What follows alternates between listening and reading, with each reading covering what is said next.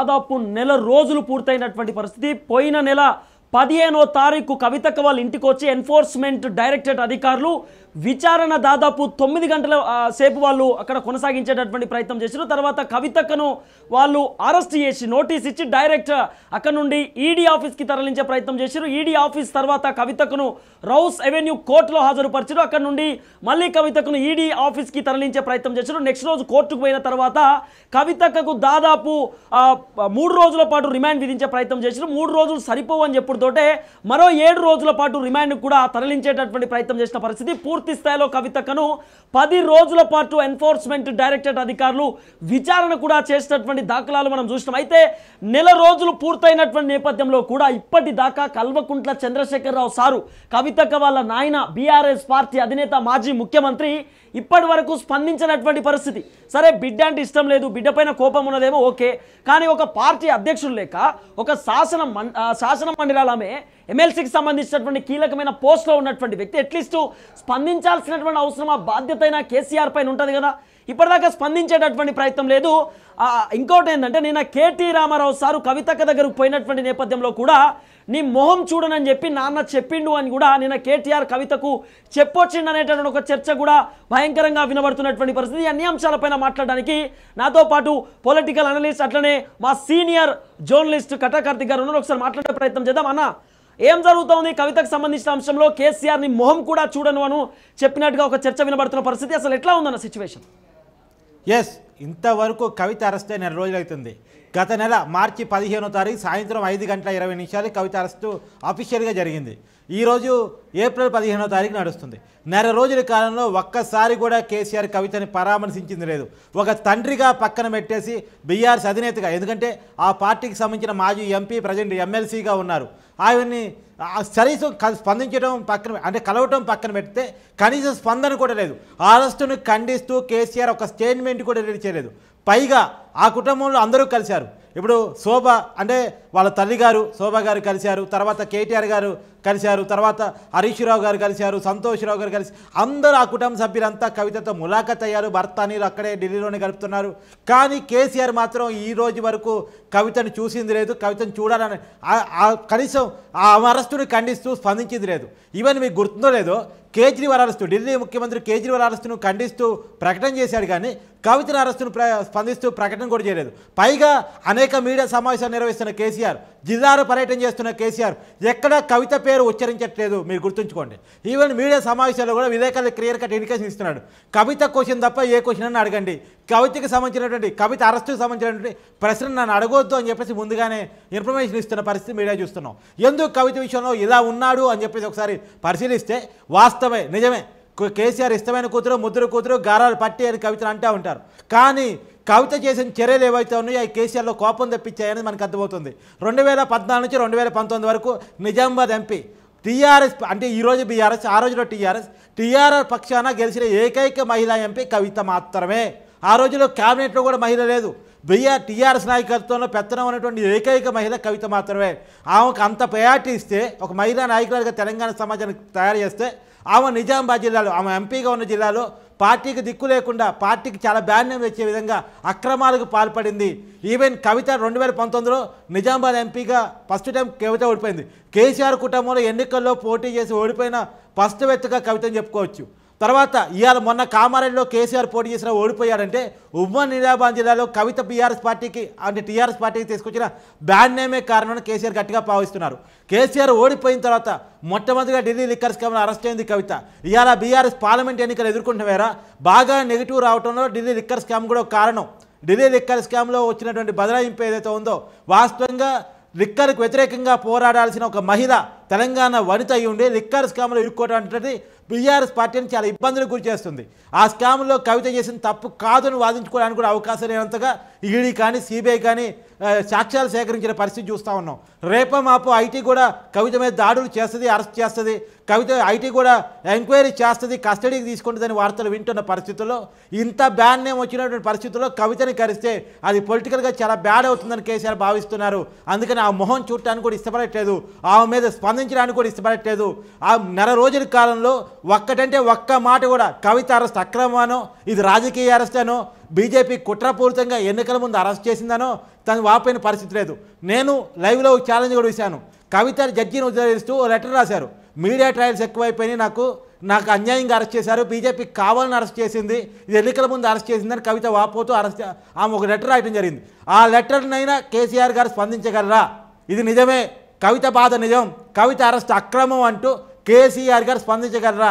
కవిత చెప్తున్న మాటలు నిజమని కేసీఆర్ గారు చెప్పగలరా అని నేను ఛాలెంజ్ కూడా ఇచ్చినాను. ఈ రోజు వరకు కేసీఆర్ స్పందించిందే లేదు. సో అన్న ఇంకో విషయం కూడా, ఇప్పుడు నిన్న కల్వకుంట్ల తారక రామారావుతో పాటు ఇటు పాడి కౌశిక్ రెడ్డి కూడా పోయిండు, కవితక్క వాళ్ళ భర్త కూడా నిన్న సిబిఐ ఆఫీస్కు పోయినటువంటి పరిస్థితి. సో కవిత కేటీఆర్తో ఏం మాట్లాడుండొచ్చు, నిన్న కేటీఆర్ కూడా కవితకు భరోసా నింపిండి అనేటటువంటి ఒక చర్చ కూడా వినబడుతున్న పరిస్థితి, ఏం జరిగి ఉండొచ్చు అన్న? ఎస్, కేటీఆర్ కవితను కలవటానికి వెళ్ళారు. కవిత అడిగింది, నాన్నను తీసుకురావలేదు ఏంటి, నాన్న ఎందుకు రాలేదు నా దగ్గరికి అని అడిగితే, నాన్న తన మాటగా చెప్పమన్నాడు, నాన్న నిన్ను చూడలేను, నీ మొహం చూడను అని చెప్పమన్నాడు, నిన్ను కలవటానికి రాలేను అని చెప్పమన్నాడు అన్న విషయాన్ని కేటీఆర్ కవిత కన్వే చేసినట్టుగా తెలుస్తుంది. వాస్తవంగా ఏ ఇతర కారణాలు లేకుండా కేసీఆర్ కవితను చూడటానికి ఎందుకు వెళ్ళలేదు అన్నటువంటిది అర్థం కాని విషయం. ఆయన జిల్లాలు పర్యటన చేస్తున్నాడు, జనంలోకి వెళ్తున్నాడు, ప్రెస్ మీట్లు పెడుతున్నాడు, రేవంత్ రెడ్డి సర్కార్ని గట్టిగా తిడుతున్నాడు. కానీ ఎందుకు కవిత అరెస్టును వ్యతిరేకించట్లేదు, కవిత అరెస్ట్ అక్రమం ఎందుకు చెప్పట్లేదు అంటే మౌనం అర్ధాంగీకారం అంటారు సహజంగా. అంటే సగం కవిత నేరాన్ని కేసీఆర్ అంగీకరించాడు, అందుకే కవిత మోహన్ చూడడానికి ఇష్టపడట్లేదు. ఇదే విషయాన్ని కేటీఆర్ కవిత కన్వే చేశాడని మనకు సంప్రదాయం. అది విన్న తర్వాత కవిత కన్నీరు పెట్టుకొని తుడుచుకుంటూ మళ్ళా తీహార్ జైలుకి వెళ్ళింది అనేటువంటిది. ఇది నిజంగా ఒక రకంగా చేసి నేరాన్ని శిక్ష అనుభవించాల్సిందే అని మనం జర్నలిస్టులుగా డిమాండ్ చేస్తాం కాబట్టి అది ఓకే. కానీ నిజంగా ఒక మహిళగా చూసినప్పుడు కవిత బాధ వర్ణాతీతం. ఎందుకంటే నెల రోజులైతున్నా తనకి ఇష్టమైనటువంటి ట్రెండ్ని చూసే భాగ్యం లేకపోవటం, కేసీఆర్ స్పందన కూడా లేకపోవటం అనేటువంటి నిజంగా బాధాకరమే. తెలంగాణ సమాజంలో ఇదే విషయాన్ని చాలామంది ప్రశ్నించారు, కేసీఆర్ ఎందుకు స్పందించారు ఢిల్లీ లిక్కర్ స్కామ్ మీద, ఈవెన్ కేజ్రీవాల్కి కేసీఆర్కి ఉన్న సంబంధం ఉంది, అది అలాంటిది కేజ్రీవాల్ అరెస్ట్ అయితే స్పందించాడు, లేదు ఇతర రాష్ట్రాల ముఖ్యమంత్రి అరెస్ట్ అయినప్పుడు స్పందించాడు, చాలామంది నాయకులు అరెస్టుల మీద కేసీఆర్ స్పందించాడు, బీజేపీని వ్యతిరేకిస్తూ మాట్లాడాడు. కానీ కన్న కూతురు బీఆర్ఎస్ ఎమ్మెల్సీ అరెస్ట్ అయినప్పుడు ఎందుకు కేసీఆర్ స్పందించలేదని చాలామంది ప్రశ్నించినప్పటికీ కూడా కేసీఆర్ మౌనంగానే ఉన్నాడు ఈ విషయంలో. సో అన్న ఇంకో విషయం ఏంటంటే, నిన్న కవిత కూడా సిబిఐ కస్టడీకి తీసుకున్నటువంటి నేపథ్యంలో ఇది సిబిఐ కస్టడీ కాదు, ఇది భారతీయ జనతా పార్టీ కస్టడీ అంటూ కూడా కవిత మాట్లాడినటువంటి మాటలు కూడా మనం విన్నాం. ఎట్లా చూడొచ్చు అన్న కవిత మాటలు? అసలు ఇంకోటి ఏంటంటే, కవిత అరెస్టులో ఉండగా మీడియాతో మాట్లాడడానికి అవకాశం లేదు. ఎందుకు తను పదే మీడియాతో మాట్లాడే ప్రయత్నం చేస్తున్నానో అర్థం కాదు. ఒకవేళ తను ఈడీ కస్టడీలో సిబిఐ కస్టడీలో ఉండగా మీడియా ముందు తను చెప్పుకోవడానికి అవకాశం లేని మాటలను తను చెప్పుకుంటూ ఉన్నారు, మీడియాతో మాట్లాడే ప్రయత్నం చేస్తూ ఉన్నారు. తను ప్రజలకు ఏదో కమ్యూనికేట్ చేయాలని అనుకుంటున్నా ఉన్నారు. కానీ నేను అంటున్నా, ప్రజలకు నువ్వు కమ్యూనికేట్ చేద్దామని అనుకుంటున్నావు కవిత గారు, ఓకే. కానీ నీ తరపున మీ తండ్రిని ఒకళ్ళతో పురుచుకొని కేసీఆర్ ఇదే మాట చెప్పానండి, అతను బీజేపీ అరెస్ట్ అని చెప్పానండి, రాజకీయ అక్రమం అని చెప్పానండి, నా బిడ్డ ఏ నేరం చేయలేదని చెప్పానండి, కేజ్రీవాల్తో నా బిడ్డ ఎలాంటి మాటలు లిక్కర్ స్కామ్కి సంబంధించిన విషయాలు మాట్లాడలేదని చెప్పానండి, ఈ మాటలను చెప్పానండి. ఇంకోటి ఏంటంటే, నేను ఇంకో విషయం కూడా కవితను అడుగుతున్నాను, ఎలా చెప్పగలిగి తన అరెస్ట్ అక్రమని? తన మొబైల్ పగలగొట్టింది బీజేపీనా కవితనా? ఆ డాక్యుమెంట్స్ పెట్టుకుంది బీజేపీనా కవితనా? ఇప్పుడు బీజేపీ అరెస్ట్ ఎలా చెప్పగలిగితే? మొబైల్ ఫోన్ ధ్వంసం చేసింది ఆవిడ, అప్రూవల్ని బెదిరించింది ఆవిడ, అప్రూవల్ పేరు చెప్పింది కవిత పేరు, ఢిల్లీ లిక్కర్ స్కామ్ డాక్యుమెంటు కవిత ఆడిటర్ బుచ్చిబాబు మొబైల్లో దొరికిన తర్వాత కూడా ఇంత బుకాయింపు దేనికి? ఇంకా నిజమే, నీ బుకాయింపు నిజమైతే నీ బుకాయింపుని మీ తండ్రితో చెప్పించు, మీ తండ్రితో నీ మాట చెప్పించు. తన బీజేపీ అరెస్ట్ అని కేసీఆర్ చెప్పాను, చెప్పలేడు. ఎందుకంటే నీ అక్రమాలన్నీ మీ తండ్రికి తెలుసు కాబట్టి, నీ అక్రమాల వల్ల నిజామాబాద్ జిల్లాలో, ఉమ్మడి నిజామాబాద్ జిల్లాలో బీఆర్ఎస్ పార్టీకి చెడ్డ పేరు వచ్చింది కాబట్టి, కామారెడ్డిలో ఇవాళ కేసీఆర్ ఓడిపోవడానికి బిడ్డే కారణం భావిస్తున్నాడు కాబట్టి, ఇవాళ మొత్తం ఢిల్లీ లిక్కర్ స్కామ్ అనేది బీఆర్ఎస్ పార్టీకి గుదివండగా మారింది కాబట్టి, సమాధానం చెప్పుకోవడానికి అవకాశం లేకుండా పోయింది కాబట్టి, జనంలోకి వెళ్తుంటే చులకనగా చూస్తున్నారు కేసీఆర్ని, కేసీఆర్ కుటుంబాన్ని. కాబట్టి ఇవాళ బీఆర్ఎస్ పార్టీలో నాయకులు కూడా లేకుండా పోయే పరిస్థితి తయారైంది. కాబట్టి ఈ రాజకీయ బీఆర్ఎస్ పరిస్థితి కారణంలో కవిత పాత్ర చాలా కీలకమైంది. బీఆర్ఎస్ పార్టీ ఈ పరిస్థితి చేరుకోవటం కేసీఆర్ భావిస్తున్నాడు. కాబట్టి కవిత పేరు ఉచ్చరించడానికి కానీ, కవిత విషయంలో స్పందించడానికి కానీ, కవితను చూడటానికి కానీ వెళ్ళలేదు అనేటువంటిది మనకున్న సమాచారం ప్రకారం కవిత తల్లితో కూడా చెప్పిందంట, నాన్నని రావాలి, నాన్నని చూడాలి, నాన్న వచ్చి నాన్నతో మాట్లాడాలని ఉంది, నా విషయాలు చెప్పుకోవాలని ఉంది అనే విషయాన్ని కూడా శోభా గారికి కవిత చెప్పుకున్నట్టు మనకు తెలుస్తుంది. కానీ అయినప్పటికీ కూడా కేసీఆర్ ఎందుకు వెళ్ళలేదు అంటే ఇవే కారణాలుగా మనకు అర్థమవుతున్నాయి. అన్న బీఆర్ఎస్ పార్టీ ఎమ్మెల్యేలు కూడా కేసీఆర్తో వాగ్వాదం పెట్టుకుంటున్నారనే చర్చ వినబడతా ఉన్నది. ఒకవేళ మీరు కవిత గురించి స్పందిస్తే ఉన్న బీఆర్ఎస్ పార్టీ పరువు కూడా పోవచ్చు, కాబట్టి మీరు స్పందించకండి అంటూ కూడా కేసీఆర్కు సలహాలు సూచనలు కూడా ఎమ్మెల్యేలు ఇస్తున్నట్టుగా కూడా ఒక చర్చ వినబడతా ఉన్నది. ఏం చెప్తారన్న? నిజమే కదా, కవిత విషయంలో ఏ బీఆర్ఎస్ ఎమ్మెల్యే స్పందించారు చెప్పండి? ఏ మాజీ మంత్రి ప్రెస్ మీట్ పెట్టాడు చెప్పండి? ఎవరు కవిత విషయాన్ని ప్రస్తావిస్తున్నారు చెప్పండి? ఇవాళ ఎన్నికల ప్రచారం నడుస్తుంది, కవిత అరెస్టును సింపతిగా వాడుకునే అవకాశం బీఆర్ఎస్కు ఉంది.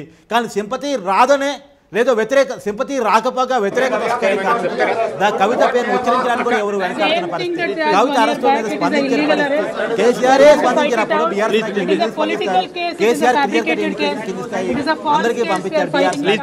కవిత విషయంలో స్పందించొద్దు, కవితను వెనకేసుకు రావద్దు, కవిత నేరాన్ని మనకు పార్టీకి పూసుకోవద్దు, ఆ వ్యక్తిగా చేసే నేరంగానే దాన్ని చూడాలి, పార్టీకి దాన్ని పూయొద్దు, ఢిల్లీ లిక్కర్ స్కామ్ మీద ఎలాంటి ప్రకటన చేయొద్దు అనేది కవిత కేసీఆర్ కింది స్థాయి నాయకులు అందరికీ కూడా, మాజీ మంత్రులు కావచ్చు, బీఆర్ఎస్ ఎమ్మెల్యేలు కావచ్చు, ఎంపీ అభ్యర్థులు, పోటీ చేసిన అభ్యర్థులు కావచ్చు, కేసీఆర్ చెప్పినట్టు మనకు తెలుస్తుంది. అందుకనే కవిత అరెస్టు అక్రమ అనే వాట మైక్ పట్టుకున్న ఏ బీఆర్ఎస్ ఎంపీ అభ్యర్థి చెప్తున్నాడా? చెప్పట్లేదు. ఎందుకంటే ఇదే కారణం. సంబంధించినటువంటి స్పెషల్ జడ్జి కూడా కవితపై సీరియస్ అయినట్టుగా కూడా ఒక బ్రేకింగ్ న్యూస్ కనబడతా ఉన్నది. ఎందుకన్నా కవితపై సీరియస్ కావాల్సినటువంటి అవసరం ఎందుకు వచ్చిందన్న? పొద్దాక మీడియాతో మాట్లాడే ప్రయత్నం చేయటం, మరోసారి పొలిటికల్ స్టేట్మెంట్ చేయటం, ఒకసారి ఏమో ఈడీ నన్ను అక్రమంగా అరెస్ట్ చేస్తారంటది, ఇంకోసారి బీజేపీ అరెస్ట్ అంటది, ఇంకోటి బీజేపీ ఫండింగ్ ఇస్తే దోషులు నిర్దోషులు అవుతారని ప్రశ్నిస్తూ ఉంటుంది. తను ఏం చేయాలి? తను ఏం నేరం చేయలేదో కోర్టులో చెప్పుకోవాలి. కోర్టులో చెప్పుకోవాల్సిన మాట్లాడి కోర్టులో చెప్పుకోలేక మీడియాతో చెప్పడం ఏంటి? ఆల్రెడీ కోర్టులో తన కవిత ఎలాంటి వాదనలు ఇస్తుందో ఆ వాదనలన్నీ కూడా మీడియా ప్రజలకు చెప్పే ప్రయత్నం చేస్తారు. అవి ఎలాగో చెప్పే ప్రయత్నం చేస్తున్నప్పుడు కూడా మళ్ళీ మీడియాతో మాట్లాడే ప్రయత్నం చేయటం, లేదు అంటే రకరకాల అబద్ధాలు చెప్పే ప్రయత్నం చేయటం, నాకు జైల్లో సౌకర్యాలు ఇవ్వట్లేదని చెప్పే ప్రయత్నం చేయటం, ఇంకా ఇలా చేయటం అంటే రెండోది విచారణకు సహకరించే ప్రయత్నం చేయకపోవడం. ఈ రోజు వరకు ఈడీ కానీ సిబిఐ కానీ కోర్టు ముందు చెప్పిన వాదన ఏంటంటే కవిత విచారణకు సహకరించట్లేదు. చాలా ప్రశ్నలు ఆమె చెప్తున్న సమాధానం ఏంటంటే నాకు తెలియదు, నేను లేను, గుర్తు లేదు, మర్చిపోయాను, అది చాలా కాలం అవుతుంది, నాకు అసలు గుర్తు లేదు, ఇలాంటి విషయాలు చెప్పుకుంటే వస్తున్నారంట. ఈవెన్ నువ్వు మొబైల్ బగలి కొట్టాల్సిన పరిస్థితి ఎందుకు వచ్చిందన్నా కానీ దానికి కూడా మర్చిపోయాను, గుర్తు లేదు, అప్పుడు ఎందుకో బగలి కొట్టాను, ఇలాంటి కారణాలు చెప్పుకుంటూ వస్తున్నారంట. మరి ఇలా చెప్తున్నప్పుడు, ఈ విషయాలన్నీ బయటకు వస్తున్నప్పుడు విచారణకు సహకరించకపోగా మళ్ళీ మీడియాతో ఇది అక్రమం ఇంకో రకంగా చెప్పుకునే ప్రయత్నం చేయటం అనేటువంటిది సహజంగా జడ్జి గారికి కోపం తెప్పించే అంశం. సహజంగా కవితకు తెలియంది కాదు, లేదు నేరస్తుడిగా ఒక కేసులో నిందితుడిగా మనం విచారణ ఎదుర్కొన్నప్పుడు ఆ విచారణకు సంబంధించి ఆ కేసు సంబంధించి ఆ కేసులో నిందితుడిగా ఉన్న వాళ్ళు మీడియాతో మాట్లాడే ప్రయత్నం చేయకూడదు. మరి ఎలా చేస్తున్నారు? అందులోనూ కస్టడీలో ఉన్న వ్యక్తి, రిమాండ్లో ఉన్న వ్యక్తి మీడియాతో మాట్లాడే ప్రయత్నం ఎలా చేస్తారు? ఎందుకు కవిత చేస్తున్నారు అన్న విషయం జడ్జి గారు సీరియస్ అయితే ప్రయత్నం చేస్తున్నారు. అడిగే ఈడీకి సిబిఐకి సమాధానం చెప్పడం చేత కాదు, కానీ అడిగని మీడియాకి సమాధానం చెప్పే ప్రయత్నం ఎందుకు చేస్తున్నారు అనే విషయం జడ్జి గారు సీరియస్ అయ్యారు. ఫోన్ ట్యాపింగ్ కి సంబంధించిన వ్యవహారంలో కూడా కవిత పాత్ర ఉంటదనేటటువంటి ఒక చర్చ కూడా వినబడుతున్న పరిస్థితి. ఎట్లా ఉందన్న సిచ్యువేషన్ ఫోన్ ట్యాపింగ్ కి సంబంధించి కవిత విషయంలో? కుటుంబం మొత్తం ఎందుకు ఉంటుంది అనేది ఒక అనుమానం. అంటే నిన్నటిదాకా అధికారం ఉంది వాళ్ళదు, వాళ్ళ కుటుంబ కనెక్షన్లోనే తెలంగాణ పరిపాలన మొత్తం సాగింది. తెలంగాణ పరిపాలనలో ఎవరికైనా ఇంపార్టెన్స్ ఉంది, ఎవరైనా డెసిషన్ మేకర్స్ ఉన్నారు అంటే అది కేసీఆర్, కేటీఆర్, హరీష్ రావు, సంతోష్ రావు, కవిత, వీళ్ళు మాత్రమే డెసిషన్ మేకర్స్. వీళ్ళకి తెలవకుండా తెలంగాణలో పుట్ట పొరుగు కూడా తిరిగే పరిస్థితి లేదు, ఒక మంత్రి ఒక మాట మాట్లాడే పరిస్థితి లేదు, ఒక ఎమ్మెల్యే ఒక డెసిషన్ తీసుకునే పరిస్థితి లేదు. మొత్తం వీళ్ళ కన్సర్న్లో జరిగింది, వీళ్ళ అవసరాల కోసం మాత్రం జరిగింది. ఇప్పుడు అధికారులు మాత్రమే బాధ్యత చేయడం అన్యాయం, దుర్మార్గం అవుతుంది. ఎందుకంటే రాధాకిషన్ రావు కానీ, ప్రభాకర్ రావు కానీ, లేదా ఇంకో రావుకి కానీ వాళ్ళకేం అవసరం? రాజకీయ నాయకులు ఫోన్ ట్యాప్ చేయటం, లేదా బీఆర్ఎస్ నాయకులు గెలుపు కోసం పనిచేయటం, బీఆర్ఎస్ నాయకులకి ప్రభుత్వ కాల్లో డబ్బులు తరలించడం, మిగతా నాయకులు కదలికలు పట్టుకుని వాళ్ళ డబ్బులు పట్టుకోవటం, వాళ్ళని ఓడించే ప్రయత్నం చేసి బీఆర్ఎస్ని అధికారం తీసుకొచ్చే ప్రయత్నం చేయడం ఎవరికి అవసరం? ఖచ్చితంగా ఈ కుటుంబానికి అవసరం. కాబట్టి ఈ కుటుంబంలో ఉన్న ప్రతి ఒక్కరి పాత్ర ఉంటుంది ఫోన్ ట్యాపింగ్లో అనేటువంటిది. రెండవది ఏంటంటే ఒకసారి కవిత ఆస్తుడు, ఈ మధ్యకాలంలో మొన్న మీరే వీడియో చేసినట్టున్నారు, కవిత ఆస్తుడు ఒకనాడు తను కేవలం ఉద్యమకారురాలిగా తెలంగాణ జాగృతి అధ్యక్షురాలిగా ఉన్నప్పుడు కవిత ఆస్తుల పరిస్థితి ఏంది? ఈరోజు ఒక ఎంపీగా, ఎమ్మెల్సీగా, కేసీఆర్ కూతురుగా, కేసీఆర్ అధికారంలోకి వచ్చిన తర్వాత, కేసీఆర్ ముఖ్యమంత్రి అయిన తర్వాత కవిత ఆస్తుల పరిస్థితి ఏంది?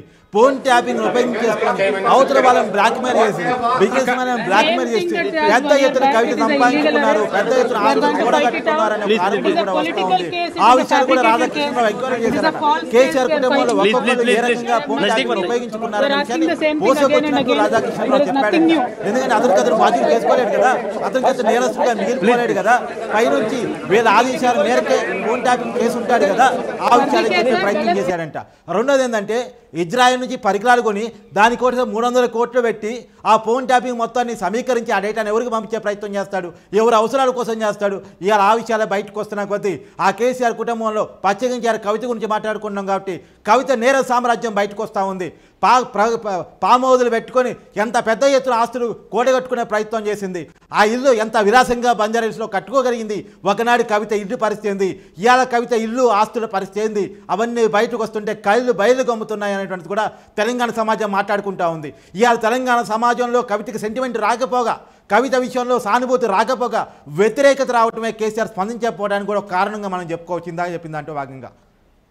So thank you so much అన్న. సో ఇది మా కార్తిక్ అన్న చెప్పినటువంటి మొత్తానికి పూర్తి స్థాయిలో ఎమ్మెల్సీ కల్వకుంట్ల కవితకు ఉచ్చు బిగించేటటువంటి కార్యక్రమం కనబడతా ఉన్నది. ఓవైపు నిన్న కేటీఆర్ పోయినటువంటి నేపథ్యంలో కూడా కవిత అడిగిందట, ఏమైంది అన్నయ్య, నాన్న వస్తలేడు, కుటుంబ సభ్యులు అందరు కూడా వచ్చారు, ఆఖరికి ఎవరు కవితక్క వాళ్ళ పర్సనల్ పిఆర్ఓ కూడా ఆఫీస్కు పోయేటటువంటి ప్రయత్నం చేసిండు, కవితను కలిసేటటువంటి కార్యక్రమం కూడా చేసిండు. కానీ కన్న తండ్రి కేసీఆర్ మాత్రం కవితను చూడట్లేదు.